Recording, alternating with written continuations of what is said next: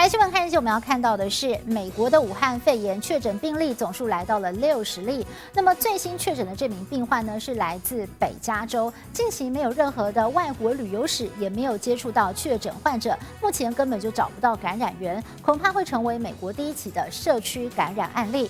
美国总统川普26号任命美国副总统彭斯为疫情指挥官，而川普非常的爱干净哦，甚至有洁癖，众所皆知。他还亲自的示范要如何洗手，更建议民众多学他，经常洗手就不怕被感染，也让在座的记者哄堂大笑。As you probably heard, wash your hands. 美国总统川普有洁癖，大家都知道。武汉肺炎怎么防？川普自己有一套。Stay clean.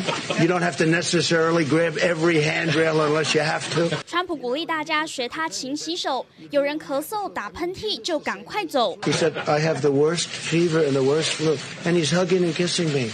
So I said, excuse me. I went there, I started washing my hands. 美股连日来因武汉肺炎重挫，川普召开记者会，信心喊话，不但教大家如何防疫，还任命副总统彭斯为疫情指挥官，还叫美国民众别怕，感染的几率很低，就算大流行也已万全准备。不过，美国疑似首度出现社区感染，加州北部有名确诊患者，没到外国旅游，也没接触过确诊病患，感染途径不明。尽管白宫已要求国会紧急拨款25亿美元要对抗疫情，但预算恐怕不足。美国卫福部长也担忧，疫情如果大爆发，医疗人员需要3亿个N95口罩，也会不敷使用。